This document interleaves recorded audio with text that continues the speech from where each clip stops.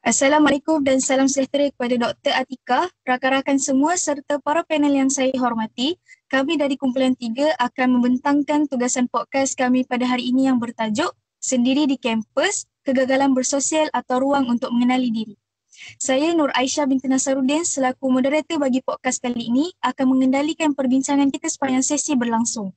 Buat makluman semua, topik ini sering menjadi perbualan dalam kalangan mahasiswa. Adakah bersendirian itu tanda masalah sosial atau sebenarnya peluang untuk kenal dan fahami diri sendiri?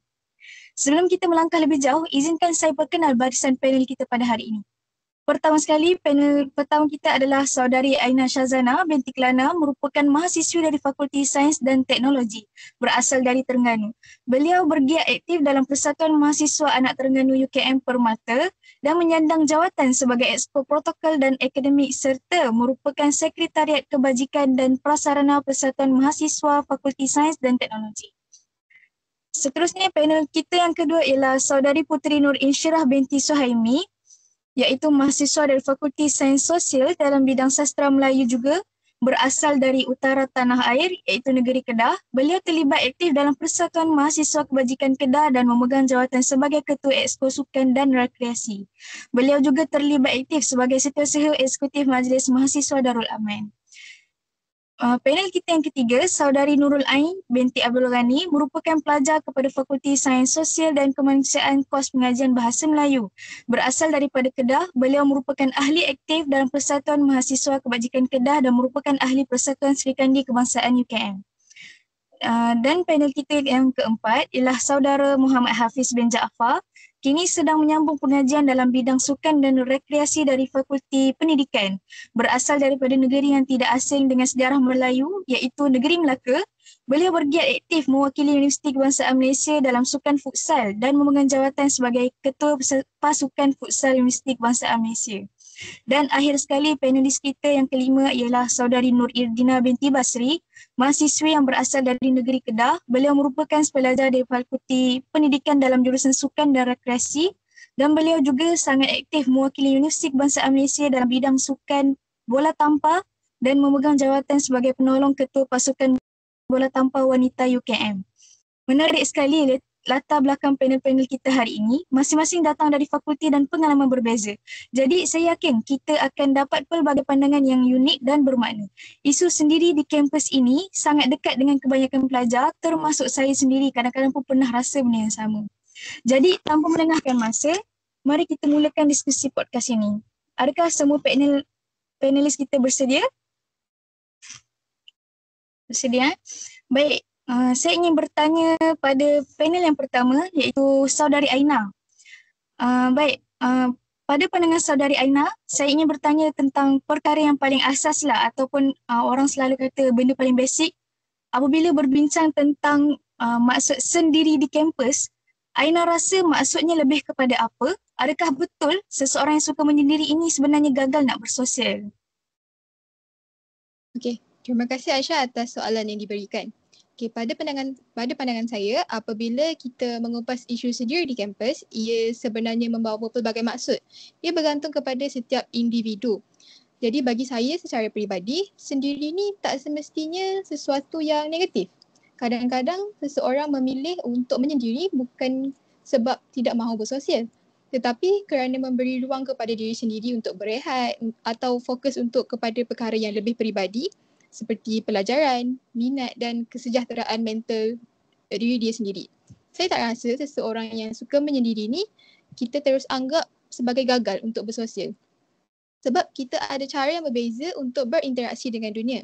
Ada orang suka berkawan ramai-ramai, ada yang lebih selesa dengan satu atau dua orang sahaja dan ada juga yang tenang bila bersendirian. Itu bukan kegagalan, itu adalah pilihan dia sendiri. Namun saya tak nafikan juga dalam setengah keadaan ada yang menyendiri sebab dia alami kesukaran. Mungkin sebab rasa rendah diri, cemas atau belum jumpa jaringan sosial yang sesuai. Dalam situasi ini, mereka memerlukan sokongan dan bukan penghakiman.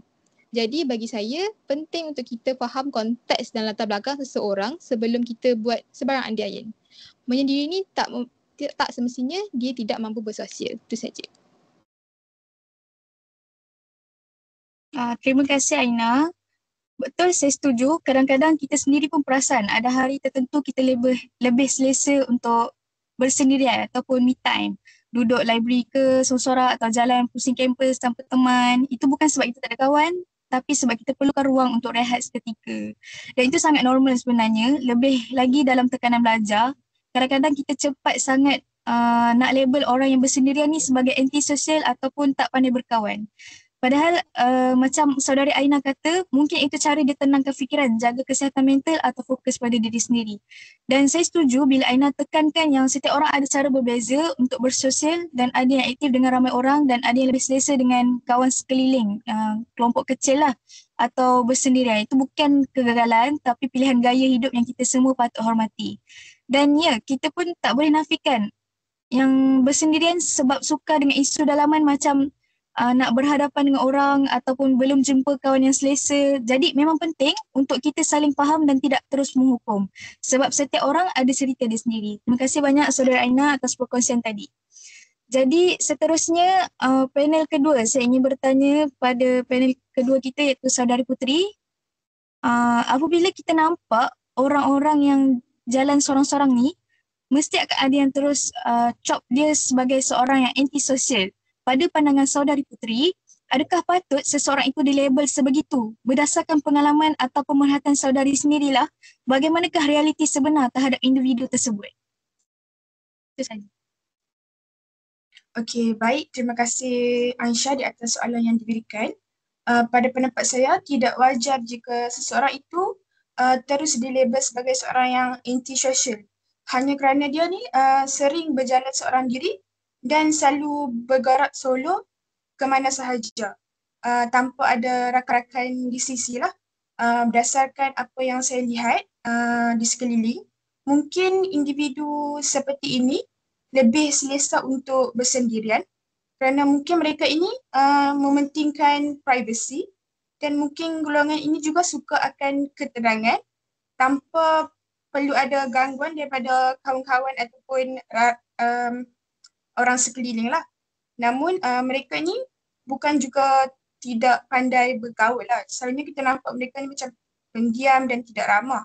Tapi mereka ini ada masa dan memilih masa-masa tertentu untuk bersosial dengan orang-orang sekeliling mereka. Golongan seperti ini selalunya bersifat introvert, contohnya pendiam dan tidak banyak bercakap.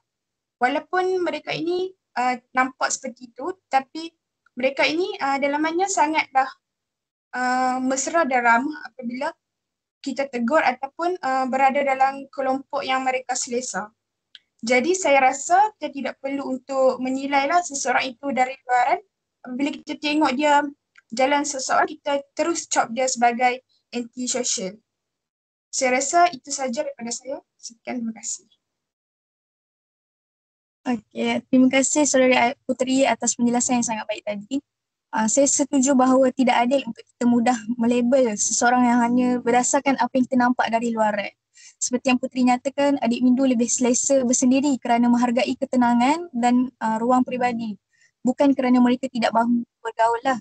Malah ada antara mereka yang sebenarnya sangat mesra apabila berada dalam suasana yang mereka rasa selamat dan selesa. Jadi kita kena ubah cara kita melihat perkara ini. Jangan cepat membuat tanggapan hanya kerana seorang itu kerap berjalan sendirian atau tidak selalu dilihat bersama rakan-rakan. Dan memang benar tidak semua orang menunjukkan pergaulan dengan cara yang sama. Ada yang aktif dan menonjol dan ada pula yang tenang memilih waktu yang sesuai untuk bergaul. Terima kasih sekali lagi Puteri atas pandangan yang sangat membina dan membuka mata kita semua.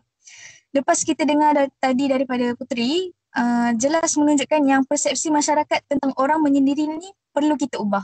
Tapi dalam masa yang sama, kita juga tak boleh nafikan ada pelajar yang memang rasa sunyi dan terasing. Jadi saya nak tanya kepada Saudari Ain, panel kita yang ketiga.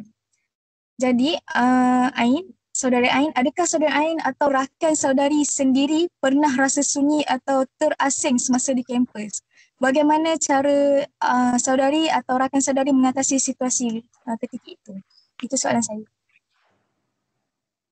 Terima kasih kepada Saudari Aisyah atas soalan tersebut. Soalannya, adakah saya pernah merasa sunyi atau terasing? Jawapannya ya.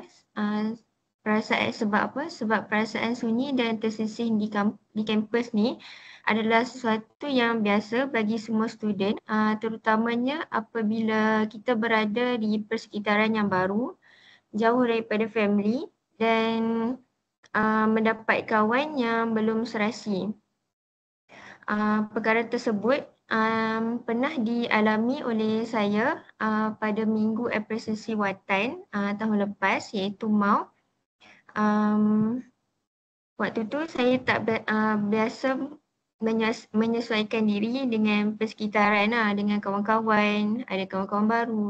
Tapi lama kelamaan saya berjumpa dengan kawan-kawan saya dan kami mula bergaul dan melakukan aktiviti yang membuatkan kami gembira dan kami banyak menghabiskan waktu bersama.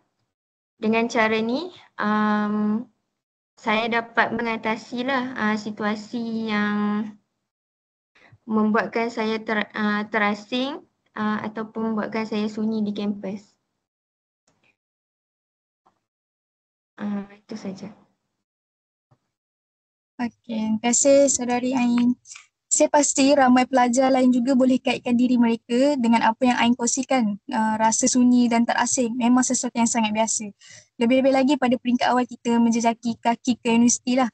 Apa yang menarik daripada pengalaman Ain ialah bagaimana persekitaran yang baik dan kawan-kawan yang positif mampu mengubah suasana hati dan emosi seseorang. Memang benar bila kita jumpa kawan yang serasi dan ikhlas, kita rasa lebih dihargai dan tidak keseorangan.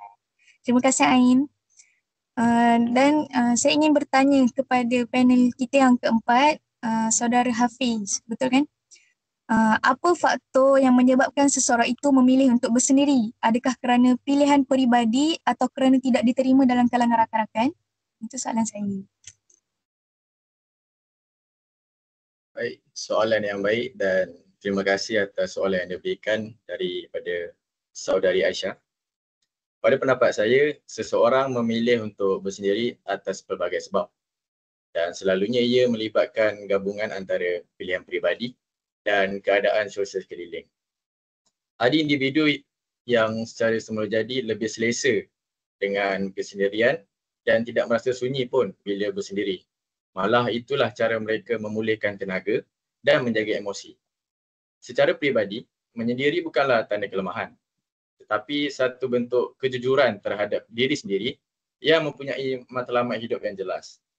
Namun, tidak dinafikan, ada juga yang bersendiri kerana tidak merasa diterima dalam kalangan rakan-rakan itu sendiri. Mungkin mereka pernah cuba bergaul, tetapi tidak mendapat sambutan atau wujud perbezaan nilai, minat atau latar belakang yang menyebabkan mereka rasa terasing. Dalam kes ini, kesendirian boleh berlaku bukan kerana pilihan, tetapi kerana rasa tidak termasuk dalam mana-mana kelompok. Jadi, menjawab soalan yang kedua dari Saudari Aisyah, saya berpendapat jawapannya tidak mutlak. Ada yang memilih sendiri untuk bersendiri dan ada yang dipaksa oleh situasi. Yang penting ialah memahami konteks di sebalik kesendirian itu sendiri. Sama ada yang mendatangkan ketenangan atau mencetuskan kesunyian yang menyakitkan. Kedua-duanya perlukan pendekatan yang berbeza dan sebagai mahasiswa kita wajar lebih peka sebelum membuat andaian. Itu pendapat dari saya. Okay, terima kasih Saudara Hafiz. Saya suka bila Saudara Hafiz sebut tentang pentingnya kita faham konteks dan jangan terus buat andaian. Di kampus ni kita berjumpa dengan macam-macam orang, ada yang outspoken, ada yang diam. Jadi empati dan kepekaan sangat penting supaya kita tak buat orang rasa terpinggir tanpa kita sedar. Dan saya tertarik dengan satu perkara yang saudara tekankan bahawa bersendirian itu tidak semestinya lemah, tapi boleh jadi satu bentuk kejujuran pada diri sendiri. Kadang-kadang kita lebih memahami diri, matlamat dan emosi bila berada dalam ruang yang tenang tanpa gangguan sosial. Namun pada masa yang sama saya juga hargai bila saudara sebut tentang golongan yang mungkin terpaksa menyendiri kerana tidak diterima dalam kalangan rakan-rakan. Itu satu sudut yang kita selalu terlepas pandang. Kadang-kadang seseorang itu bukan tidak mahu berkawan, tapi mungkin tidak jumpa kelompok yang sesuai ataupun pernah rasa ditolak ataupun terpinggir. Jadi betul kata saudara tadi, kita tak boleh terus membuat kesimpulan hanya kerana seorang itu terlalu bersendirian selalu bersendirian. Sebaliknya kita kena lebih peka dan faham latar belakang atau sebab di sebalik tingkah laku itu. Terima kasih atas perkongsian itu tadi. Seterusnya panel kita yang terakhir, saudari Irdina. Okey. Saya ingin bertanya, katakanlah seseorang memang jenis suka meluangkan masa sendiri. Adakah saudari Irdina rasa ada kebaikan daripada waktu tersebut? Contohnya macam dapat kenal diri sendiri ke atau jadi lebih tenang? Itu soalan saya. Terima kasih saudari Aisyah. Baik, sejujurnya saya sendiri seorang yang lebih gemar meluangkan masa bersendirian kerana saya lebih suka dengan suasana yang tenang. Bagi saya, gemar bersendirian ni bukan salah satu perkara yang negatif, malah ia merupakan salah satu cara untuk kita refleks balik diri kita. Masyarakat sekarang sering menyalah anggap bahawa mereka yang suka menyendiri ni sedang mengalami kemurungan atau tidak mempunyai kawan. Namun hakikatnya, ia bergantung kepada personality itu sendiri. Sama ada ia cenderung ke arah introvert atau hanya memilih untuk bercakap perkara-perkara yang mendatangkan faedah. Dalam suasana yang tenang dan tanpa gangguan, individu seperti ini lebih fokus dan menjadikan kerja mereka lebih cepat dan efisien. Namun begitu, ia tidak bermaksud mereka tidak mampu bergaul dengan masyarakat. Malah ramai yang bersifat introvert sebenarnya mampu menyesuaikan diri dan berinteraksi dengan semua lapisan masyarakat, terutama apabila berada dalam persekitaran yang sesuai ataupun bersama orang yang mereka selesa. Contohnya seperti kenalan rapat ataupun golongan yang lebih tua daripada mereka. Jadi, gemar bersendirian ni tidak salah asalkan kita tahu untuk seimbangkan kehidupan dengan melakukan aktiviti yang lebih menyeronokkan. Itu sahaja daripada saya.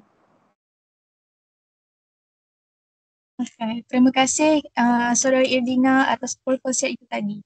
Saya rasa ramai yang boleh kaitkan diri mereka dengan apa yang Irdina sebutkan, bahawa bersendirian bukan bermakna seseorang itu murung atau tiada kawan, tapi ia boleh jadi ruang untuk muhasabah dan kenal diri sendiri dengan lebih baik.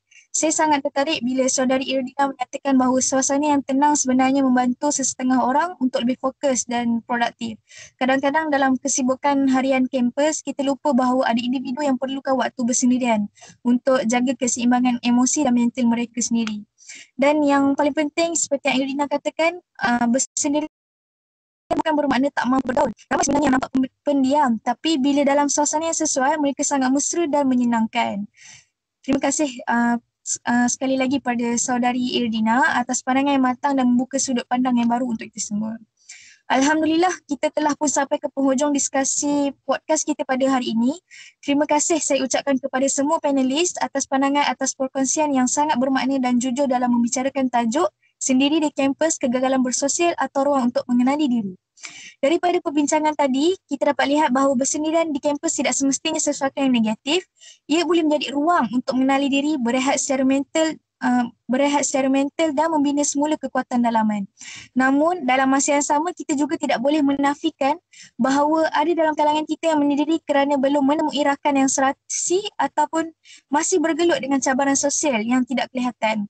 Apa yang penting adalah kita sentiasa bersikap terbuka, tidak cepat menghukum dan berusaha untuk memahami orang lain berdasarkan cerita dan latar belakang mereka sendiri. Kita semua datang dari jalan hidup yang berbeza, maka saling menghormati dan menyokong antara satu sama lain adalah asas keharmonian dalam kehidupan kampus ini. Jadi kepada semua yang sedang bergelut, ingat, bukan kita seorang, ada ramai yang melalui benda yang sama. Jangan takut untuk berehat, jangan malu untuk minta tolong, dan yang paling penting, jangan lupa untuk sayangi diri sendiri. Sebelum kita sibuk jaga pencapaian, pastikan kita jaga kesihatan emosi dan akal sendiri. Dari situlah kekuatan sebenar lahir. Akhir kata, semoga perkongsian hari ini dapat membuka mata dan hati kita untuk lebih peka dan prihatin terhadap rakan-rakan di sekeliling. Terima kasih juga kepada pensyarah kami, Dr. Atika, atas peluang yang diberikan untuk kami menghasilkan dan menyampaikan tugasan dalam bentuk podcast ini. Sekian sahaja daripada kami, kumpulan 3. Assalamualaikum warahmatullahi wabarakatuh.